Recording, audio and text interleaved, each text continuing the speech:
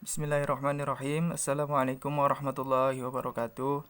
Alhamdulillahirabbil alamin wa bihi nasta'inu ala umuri dunya waddin wassalatu wassalamu ala asrofil anbiya'i wal mursalin wa ala alihi washabihi ajma'in amma ba'du.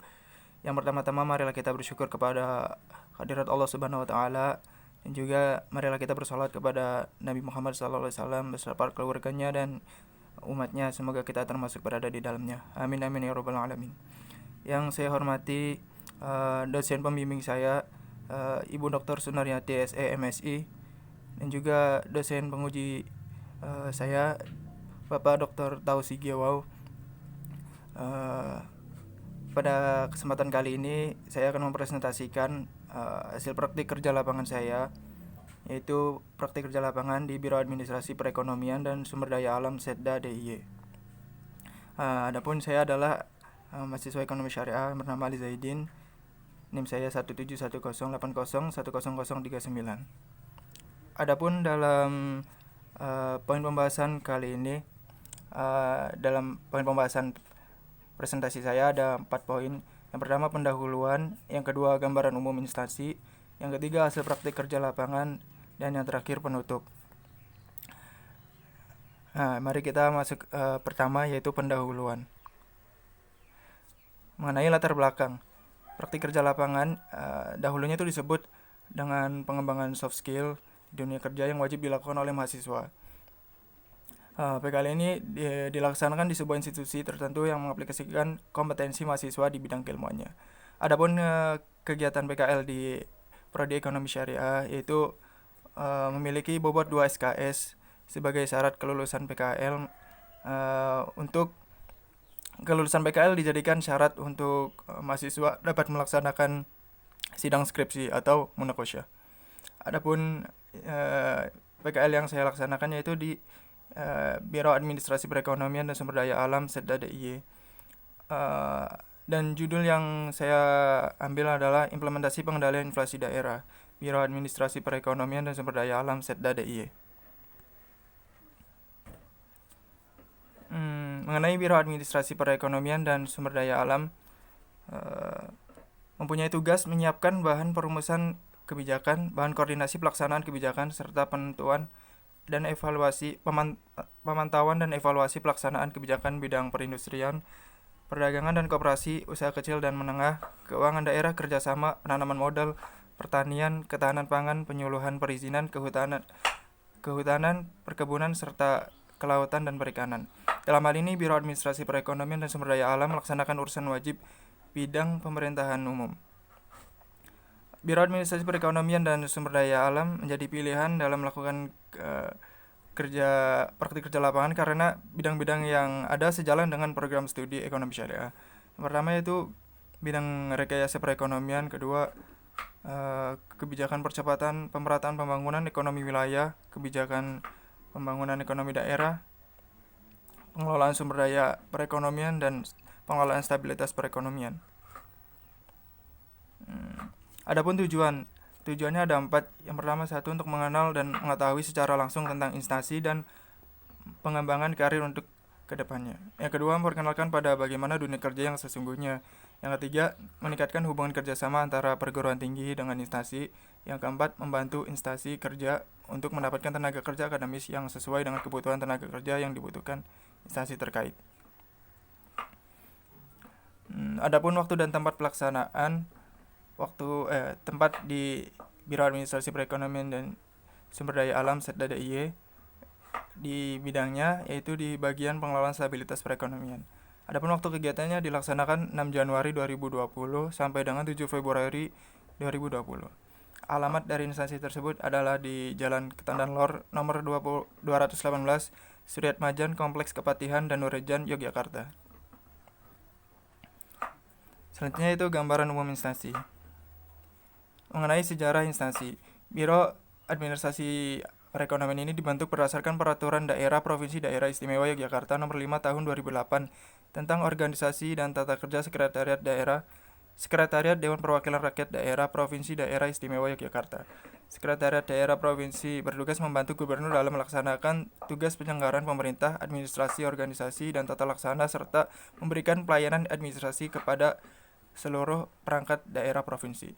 Sekretaris daerah dibantu oleh beberapa asisten yang terdiri sebanyak-banyaknya atas 5 asisten, di mana setiap asisten di dalamnya terdapat 3 biro. Nah, dari 3 biro tersebut, salah satunya adalah Biro Administrasi Perekonomian dan Sumber Daya Alam, Sekretaris Daerah Istimewa Yogyakarta. Adapun visi dan misi instansi, visinya adalah terwujudnya bahan rumusan kebijakan yang memadai, konsisten dan implementatif, serta pelayanan yang profesional dan prima. Dan untuk mencapai visi tersebut, biro ini mempunyai dua misi, yaitu yang pertama mewujudkan ekonomi yang berkeadilan dan berkelanjutan atau sustainable. Yang kedua, mewujudkan SDM yang profesional dalam mengelola bahan kebijakan.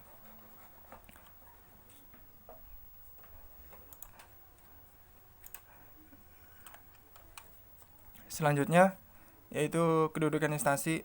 Menurut Peraturan Gubernur Daerah Istimewa Yogyakarta Nomor 53 Tahun 2018 tentang kedudukan, susunan organisasi, tugas, fungsi, dan tata kerja Sekretariat Daerah, Pasal 118 ayat 1, Biro Administrasi Perekonomian dan Sumber Daya Alam mempunyai tugas melaksanakan fungsi pendukung perumusan kebijakan strategis bidang perekonomian dan sumber daya alam. Adapun fungsi, Pasal 118 ayat 2, Biro Administrasi Perekonomian dan Sumber Daya Alam mempunyai fungsi: 1. Penyusunan program kerja Biro Administrasi Perekonomian dan Sumber Daya Alam. 2. Penyiapan bahan perumusan kebijakan dan pelaksanaan analisis kebijakan bidang koperasi, usaha kecil menengah, perindustrian dan perdagangan, perizinan dan penanaman modal, tenaga kerja serta transmigrasi, pariwisata, pertanian dan ketahanan pangan, kelautan dan perikanan. Pelaksanaan pemantauan dan pengevaluasian pelaksanaan bidang koperasi dan usaha kecil menengah, pariwisata, pertanian dan kelautan dan perikanan. Yang keempat, penyusunan laporan pelaksanaan tugas biro. Yang kelima, pelaksanaan kegiatan ketetausahaan. Dan yang keenam, pelaksanaan tugas lain yang diberikan oleh atasan sesuai tugas dan fungsi. Ini adalah struktur organisasi dari biro. Yang pertama ada kepala biro, dan selanjutnya jabatan fungsional, dan ada bagian-bagian yang di dalamnya terdapat subbagian juga. Adapun hasil praktik kerja lapangan. Pertama, kegiatan PKL. PKL dilaksanakan selama 25 hari kerja di Biro Administrasi Perekonomian dan Sumber Daya Alam Setda DIY selama yang dimulai pada 6 Januari 2020 sampai 7 Februari 2020. Kemudian saya sebagai penyusun berada di lokasi tersebut dari jam 7.30 sampai jam 4. Kemudian kegiatan secara umum yaitu membantu mengerjakan tugas para staf dan karyawan yang sesuai porsi magang, sekaligus pihak instansi mengerjakan kegiatan ketika berada di dunia kerja. Adapun sistem kerja instansi, yang pertama adalah pada minggu pertama saya ditempatkan di bagian pengelolaan stabilitas perekonomian daerah, itu menyusun, membantu memilah dokumen yang dapat digunakan sebagai bahan pembuatan kebijakan ekonomi dan membantu ketika ada agenda rapat. Yang kedua, pada minggu kedua menyusun dipindahkan ke bagian tata usaha. Di situ menyusun, membantu di bagian pengarsipan surat maupun disposisi. Yang ketiga, minggu ketiga penyusun ditempatkan di bagian front office. Di situ tugasnya yaitu di bagian persuratan, seperti mengirim fax, menerima, terus menulis agenda kegiatan dan menerima tamu. Yang keempat, yaitu minggu keempat, menyusun dipindahkan ke bagian pengelolaan sumber daya perekonomian. Di sini penyusun membantu dalam menyiapkan dokumen-dokumen seperti laporan-laporan yang digunakan untuk bahan rapat serta persiapan ketika ada rapat dan mengikuti keberlangsungan rapat tersebut. Adapun pengendalian inflasi daerah sebagaimana yang diambil judul oleh penyusun. Pengalaman yang penyusun ketahui mengenai peran pengendalian inflasi daerah di DIY saat PKL adalah ketika diadakan Rakorda atau Rapat Koordinasi Daerah yang dilaksanakan di Biro Administrasi Perekonomian dan SDA Setda DIY. Rakorda tersebut diselenggarakan pada 9 Januari di ruang rapat Biro. Kemudian ditindaklanjuti pada 30 Januari 2020 di Swiss Bell Hotel Yogyakarta. Rapat tersebut dihadiri oleh anggota dari tim pengendalian inflasi daerah baik tingkat provinsi maupun tingkat kabupaten kota. Perihal capaian yang telah diperoleh pada 2019, inflasi DIY mengalami kenaikan pada tahun 2019 sebesar 0,11% yang berasal dari andil volatile food. Inflasi DIY tercatat sebesar 2,77% selama year on year, sedikit meningkat dibandingkan tahun 2018 yang tercatat sebesar 2,66% year on year. Pencapaian inflasi tahun 2019 relatif terkendali. Hal ini tidak lepas dari terkendalinya kelompok pembentuknya. Selanjutnya TPID DIY atau TPID ini tim pengendali inflasi daerah bersama dengan TPID kabupaten kota diharapkan dapat meningkatkan performa pendokumentasian pelaporan. Hal itu dikarenakan pendokumentasian yang baik akan mendukung pengembangan kerja TPID DIY dan TPID kabupaten kota dengan menjadikan rekam jejak capaian kinerja sekaligus sebagai alat evaluasi atas segala upaya yang pernah dilakukan. Yang terakhir adalah penutup. Kendala selama dilangsungkannya PKL. Yang pertama adalah pada awal tahun, ini adalah dalih dari biro sendiri, di mana pada awal tahun itu belum ada terlalu banyak kegiatan yang dilaksanakan dikarenakan anggaran yang ada belum turun. Kedua, kurang maksimal dalam proses penyerapan ilmu yang menyusun pelajari ketika ditempatkan di salah satu bagian, karena ketika baru saja ditempatkan di satu bagian, penyusun dipindah tugaskan di bagian yang lainnya. Yang ketiga, deskripsi pekerjaan yang diberikan tidak begitu sistematis. Yang keempat, tidak adanya format kerja dari biro untuk mahasiswa magang. Selanjutnya itu solusi. Dari kendala-kendala yang ada, berikut solusinya. Untuk